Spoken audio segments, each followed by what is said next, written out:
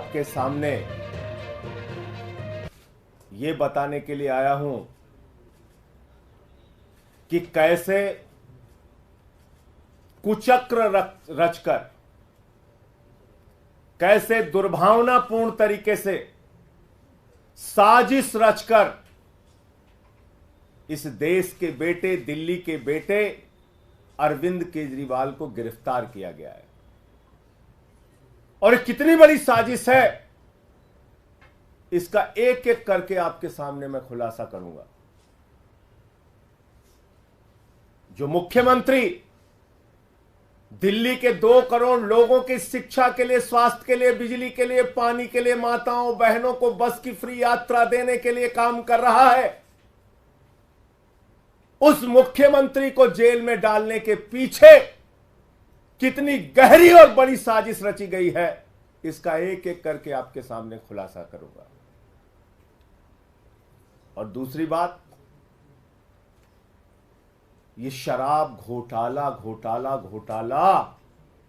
ये शराब घोटाला दुनिया की सबसे बड़ी पार्टी भारतीय जनता पार्टी ने किया है, और इसके अंदर कोई छोटे मोटे लोग शामिल नहीं है, इसका भी खुलासा करूंगा आज।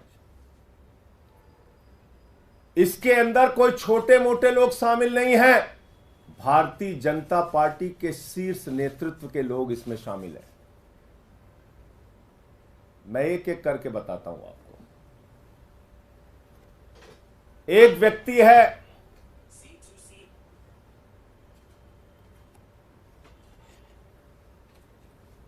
मंगुंटा रेड्डी,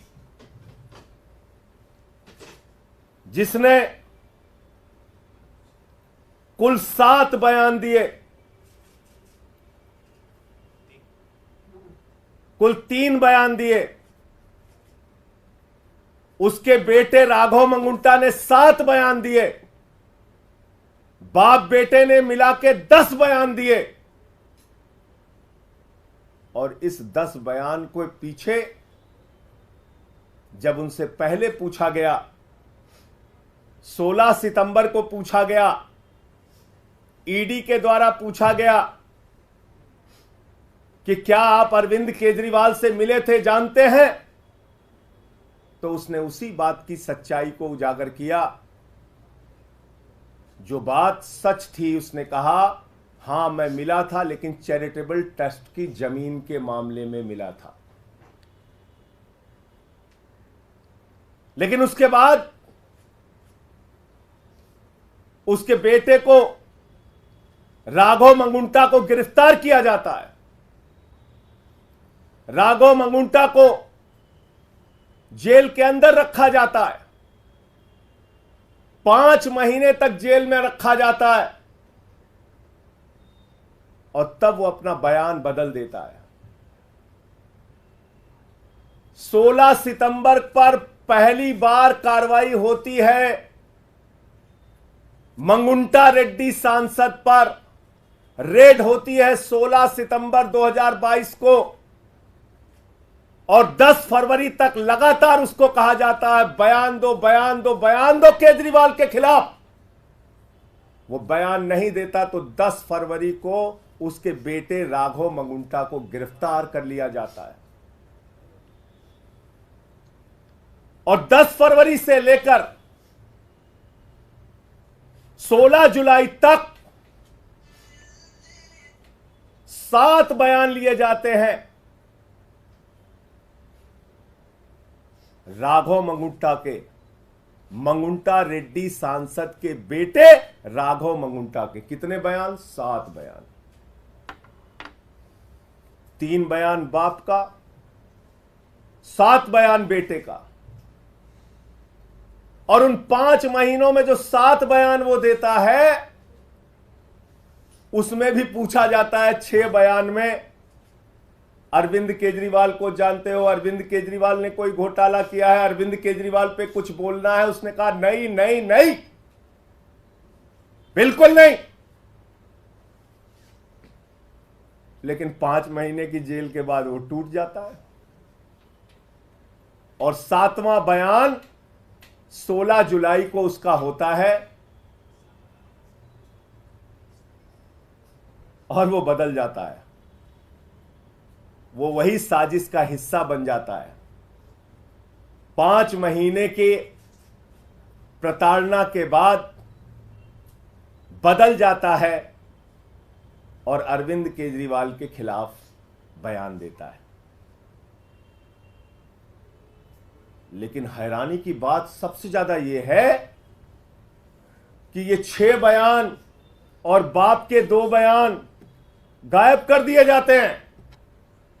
5 महीने की जेल के दौरान दिए गए बयान, ईडी कहती है इस पर हमें भरोसा नहीं है और उसको रख लिया अनरिलाइड अपॉन डॉक्यूमेंट्स। यानी ऐसा बयान जो केजरीवाल के खिलाफ नहीं था, उस पर की ईडी ने कहा हमें इस पे भरोसा नहीं है। हमारे वकीलों ने अदालत में पैरवी की, बार बार कहा हमें देखना है वो बयान जो उसने अपनी गिरफ्तारी के दौरान दिया। और जब हमारे वकीलों को कोर्ट ने आदेश दिया जाओ और देखो वो सारे बयान, उनके होश उड़ गए। आपको पता है उनके होश उड़ गए। बाप बेटे के 9 बयानों में कहीं भी अरविंद केजरीवाल का जिक्र नहीं, और बाद में अरविंद केजरीवाल का नाम उससे जबरन दबाव बनाकर अरविंद केजरीवाल के खिलाफ उससे बयान दिलवाया जाता है। अब ये मंगुंटा रेड्डी और राघव मंगुंटा है कौन, जिसको ईडी ने कहा कि यह शराब का कारोबारी है, शराब का घोटालेबाज है, इसके हम छापा मारेंगे। 16 सितंबर को छापा मारा।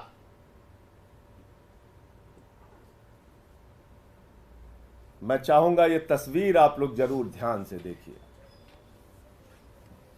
ये भारत के प्रधानमंत्री नरेंद्र मोदी जी के साथ गलबहियां करते हुए, उनसे मिलते हुए ये तस्वीर आप जरूर देखिए।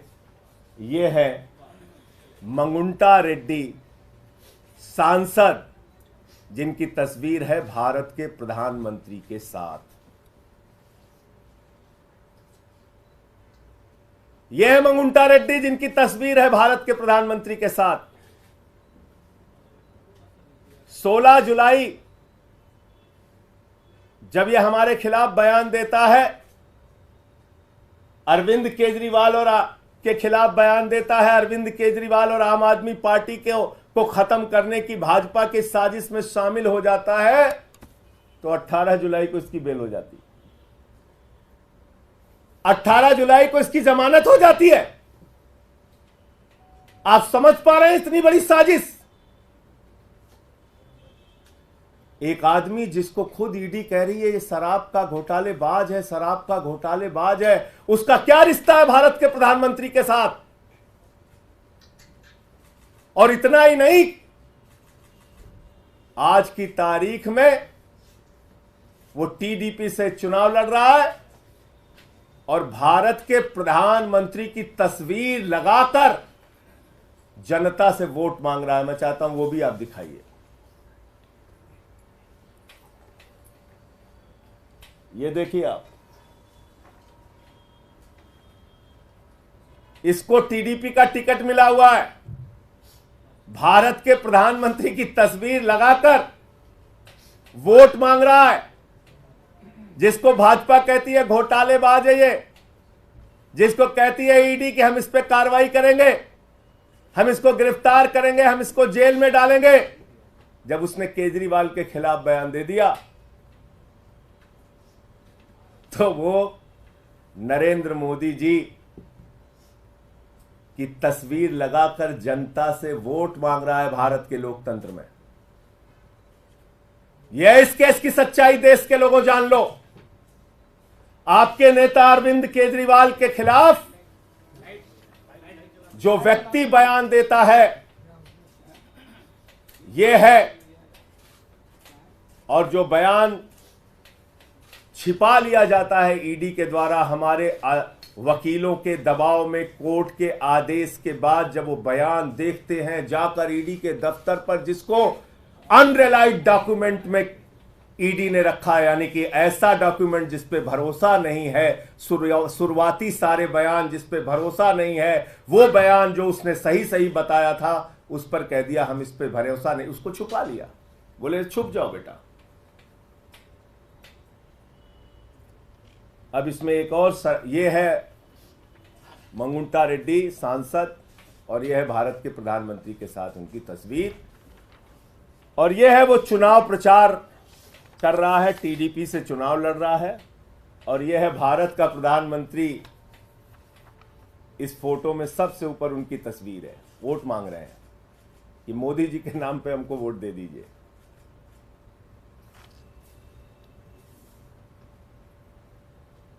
अब मैं आता हूं कि शराब घोटाला भारतीय जनता पार्टी ने कैसे किया। अब एक शख्स आता है शराब का कारोबारी, जिसको कहती भारतीय जनता पार्टी घोटालेबाज है, घोटालेबाज है, घोटालेबाज है, शरद रेड्डी। शरद रेड्डी के घर पे 9 नवंबर को छापा होता है 2022 में। 9 नवंबर 2022 को छापा होता है, और 9 नवंबर 2000 छापे के बाद इससे पूछा जाता है केजरीवाल जी के बारे में। ये साफ साफ मना कर देता है, कहता है मैं अरविंद केजरीवाल को जानता ही नहीं, उनसे मिला नहीं, उनसे मेरा कोई लेना देना नहीं। और इसके कुल 12 बयान होते हैं, 12 बयान। ध्यान से सुनिएगा, इसको बहुत जरूरी है, जानना जरूरी है कि दिल्ली के मुख्यमंत्री के खिलाफ कितनी बड़ी साजिश करके उनको गिरफ्तार किया गया। 9 नवंबर से लेकर इससे पूछताछ के दौरान इसको जो भी दबाव बनाया गया, इसने मना किया। फिर इसकी 10 नवंबर को गिरफ्तारी हो जाती है, 10 नवंबर को गिरफ्तारी हो जाती है, और 10 नवंबर की गिरफ्तारी के बाद इसने कुल 25 अप्रैल तक, यानी कि 6 महीने इसको जेल में रखा गया। इससे बार बार कहा गया बयान दो केजरीवाल के खिलाफ, बयान दो केजरीवाल के खिलाफ, इसने नहीं दिया। 12 बयान इसने कुल दिया, और 6 महीने के बाद जब इससे कहा गया बयान दो वरना जिंदगी जेल में सड़ जाएगी, बयान दो वरना जिंदगी जेल में सड़ जाएगी। अब वो कोई संजय सिंह तो है नहीं, वो शरद रेड्डी है, टूट गया। 25 अप्रैल को उसने केजरीवाल के खिलाफ बयान दिया।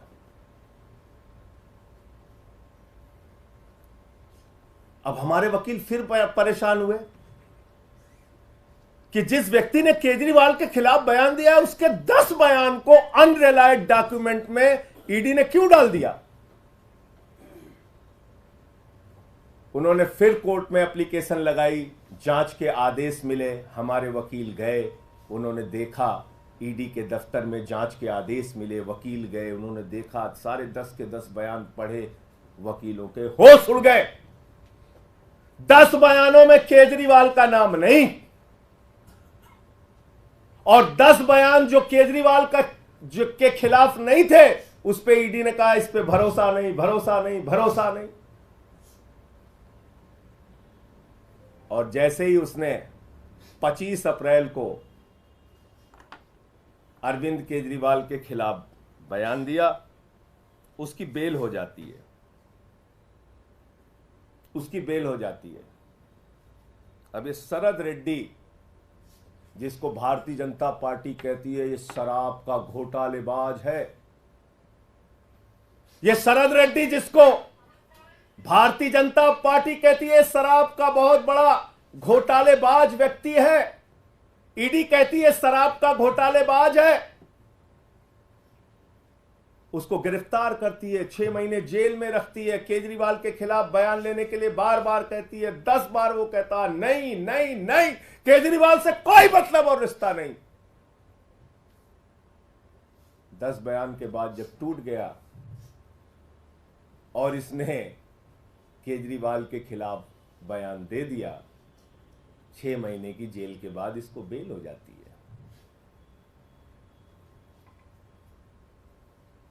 ये शरद रेड्डी कौन है? असली घोटाला शुरू हुआ ईडी के जांच के बाद। भारतीय जनता पार्टी का शराब घोटाला, और पहली पेशगी और नजराना भाजपाइयों को कब पहुंचा? 5 करोड़ रुपए का 5 करोड़ रुपए का 15 नवंबर को पहली पेशगी और नजराना 5 करोड़ का पहुंचा, और कुल 55 करोड़ रुपए की रिश्वत, जिसको किंग पिन बताते थे, किंग पिन शरद रेड्डी, उस किंग पिन ने 55 करोड़ रुपए की रिश्वत भारतीय जनता पार्टी को दी। 55 करोड़ रुपए की मनी ट्रेल तो खुलेआम मिल गया, और वो मनी ट्रेल भी ऐसे पता नहीं चला, भारत के सर्वोच्च न्यायालय की कृपा से पता चला, जब उन्होंने कहा दिखाओ दिखाओ दिखाओ।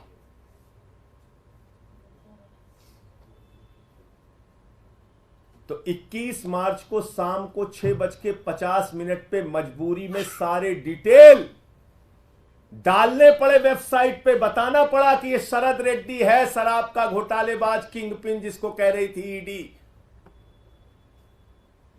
और जैसे ही 6:50 पे भारतीय जनता पार्टी के शराब घोटाले का खुलासा हो जाता है, 7:14 पर मुख्यमंत्री के दफ्तर पे, मुख्यमंत्री के घर पे छापा पड़ जाता है। क्योंकि आप मीडिया में चर्चा करते हैं, आम आदमी पार्टी मुद्दा उठाती कि भाई शराब का घोटाला तो बीजेपी ने किया है। 21 मार्च को शाम को 6:50 पे इसका खुलासा हो जाता है। 55 करोड़ रुपए की रिश्वत भाजपा ने ली है, इस बात का खुलासा हो जाता है। उस खबर से ध्यान हटाना है, जनता का ध्यान भटकाना है। पहुंच गए केजरीवाल के घर और 7:14 पे छापा मार दिया। कहा गया ईडी के अधिकारियों को, जाओ जल्दी, वरना तो हमारा घोटाला खुल गया है तो बड़ा गड़बड़ हो जाएगा। और 2.5 घंटे की पूछताछ में जो 10 सम्मन दे रही थी ईडी, और हम कह रहे थे आम आदमी पार्टी को एक खत्म करना चाहते हैं, अरविंद केजरीवाल को गिरफ्तार करना चाहते हैं, वो बात सच निकली और अरविंद केजरीवाल जी को 2 घंटे की पूछताछ के बाद गिरफ्तार कर लिया गया। तो असली बात यह है कि यह शराब घोटाला भारतीय जनता पार्टी ने किया है, और यह शराब घोटाला ईडी के जांच के बाद शुरू हुआ है, और दिल्ली के मुख्यमंत्री के खिलाफ गहरी साजिश के तहत ऐसे बयान छिपा लिए गए, अनरिलाइड अपॉन डॉक्यूमेंट में डाले गए, जो बयान केजरीवाल के खिलाफ नहीं थे, और दबाव बनाकर जो बयान लिया गया वो बयान आधार बनाया गया, झूठा बेबुनियाद आधार। तो इसलिए साथियों और दोस्तों, मैं इस देश की जनता से कहना चाहता हूं, आपका मुख्यमंत्री, आपका नेता, दिल्ली के भाइयों से कहना चाहता हूं, 100% ईमानदारी से अपना जीवन जिया है, अपना जीवन जी रहा है। अरविंद केजरीवाल पर ना कोई दाग पहले था और ना जीवन में कभी रहेगा। अरविंद केजरीवाल का गुनाह सिर्फ एक है कि वो दिल्ली के बच्चों को अच्छी शिक्षा के लिए काम कर रहे हैं। उनका गुनाह सिर्फ ये है कि दिल्ली की माताओं बहनों के लिए बस की फ्री यात्रा का इंतजाम कर रहे हैं, उनको 1000 रुपए की आर्थिक सहायता का इंतजाम कर रहे हैं। अरविंद केजरीवाल का गुनाह सिर्फ ये है कि वो बुजुर्गों के लिए तीर्थ यात्रा का इंतजाम कर रहे हैं, फ्री बिजली, फ्री पानी का इंतजाम कर रहे हैं।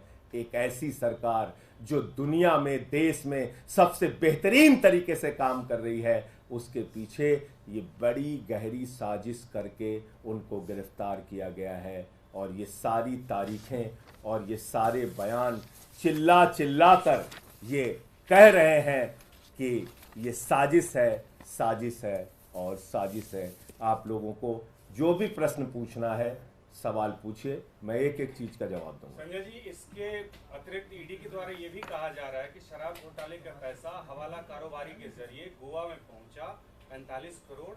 आपके जो कैंडिडेट्स थे उनके पास वो पैसा कैश में पहुंचा और वहां के चुनाव में खर्च हुआ, ये इसके इतर बता रही है। और उसके बाद जो मनीष जी के सेक्रेटरी थे उनके बयान का भी जिक्र कर रही है ईडी। मनीष जी के सेक्रेटरी के बयान पर अरविंद केजरीवाल जी ने भी कोर्ट में अपना पक्ष रखा था। बहुत सारे लोग मिलने जाते हैं अरविंद केजरीवाल जी के मुख्यमंत्री आवास पे, उप मुख्यमंत्री जाते हैं, सेक्रेटरी जाते हैं,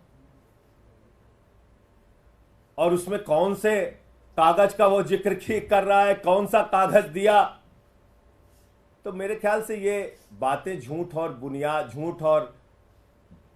बेवकूफ़ी की एक पराकाष्ठा है जिसको तैयार किया है।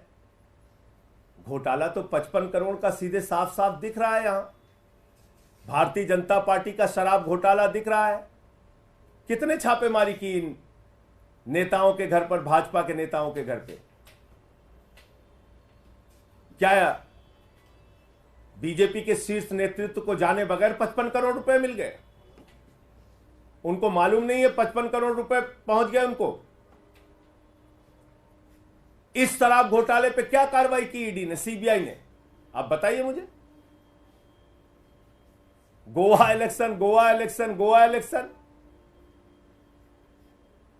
जब मैंने आपको बता दिया जिन लोगों ने केजरीवाल का नाम लिया, कैसे लिया, कितने दबाव में लिया, और पहले क्या बोला, बाद में क्या बोला, ये सारा कुछ बता दिया, तो उसमें गोवा की कहानी तैयार करो कि जो कोई भी झूठी कहानी तैयार करो, इसका क्या लेना देना है? और कोई प्रश्न?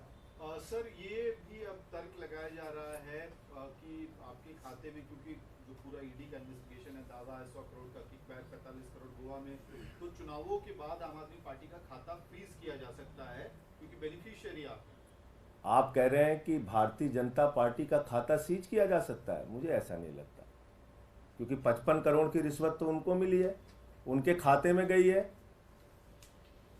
गड्डियां गिनी है भाजपाइयों ने 55 करोड़ की। तो मैं तो कहता हूं, जो जितना बड़ा भ्रष्टाचारी वो उतना बड़ा पदाधिकारी, ये है भारतीय जनता पार्टी का नारा। जो जितना बड़ा भ्रष्टाचारी वो उतना बड़ा पदाधिकारी, ये है भारतीय जनता पार्टी का नारा। और कोई प्रश्न? अपने उन बयानों का जिक्र किया जिनको ईडी ने कंसीडर नहीं किया, तो क्या इस मामले को लेकर आप लोग कोर्ट जाएंगे कि कोर्ट में आ गए ना? ओहो, आप लोग अपील कर, आप सुन नहीं रहे फिर मेरी बात। ईडी ने अपने बयानों की एक चार्जशीट बनाई और उन्होंने दिखाया, ध्यान से सुनिए, फिर से सुनिए, नहीं तो आप लोग गड़बड़ कर जाएंगे।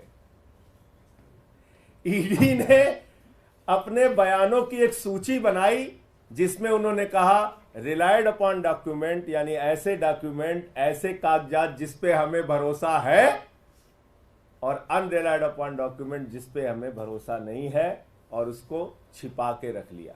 ऐसे अगर हिंदी की भाषा में, सरल भाषा में समझे, ऐसे बयान जिस पर ईडी ने, भाजपा ने, भाजपाइयों की साजिश ने, उनके षड्यंत्र ने भरोसा किया, और ऐसे बयान जिस पर उन्होंने भरोसा नहीं किया। और उसका खुलासा कैसे हुआ? उसको छिपा लिया। उसका खुलासा कैसे हुआ? जब हमारे वकील लोग अदालत में गए, उन्होंने कहा भाई हम देखना चाहते हैं कि जिन बयानों पर इन्होंने भरोसा नहीं किया, शरद रेड्डी के, राघव मंगुंटा रेड्डी के, वो बयान आखिर है क्या? अनरिलाइड में क्यों उसको रखा है? उस पर आपने क्यों रिलाई नहीं किया? तो पता चला उस पर रिलाई इसलिए नहीं किया क्योंकि वो शुरुआती बयान थे, और शुरुआती बयान में जब उसकी गिरफ्तारी नहीं हुई थी, या गिरफ्तारी के दौरान भी लगातार जो बाकी बयान लिए गए, उसमें बार बार उसने बयान तो दिया लेकिन अरविंद केजरीवाल का नाम नहीं लिया। और कुछ बयान तो ऐसे हैं जिसके तथ्य जब आप पढ़ेंगे तो आप हैरान हो जाएंगे। पूछा जाता है केजरीवाल जी से मिले, केजरीवाल जी को जानते हैं? नहीं जानते हैं, नहीं मिले। बाद में कहानी तैयार की जाती है।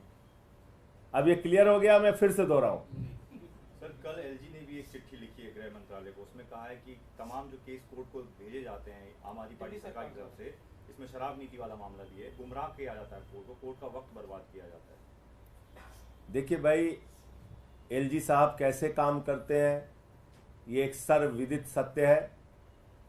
वो किसी ऊपर के डायरेक्शन लेके काम करते हैं, उस हिसाब से अपना काम चलाते हैं।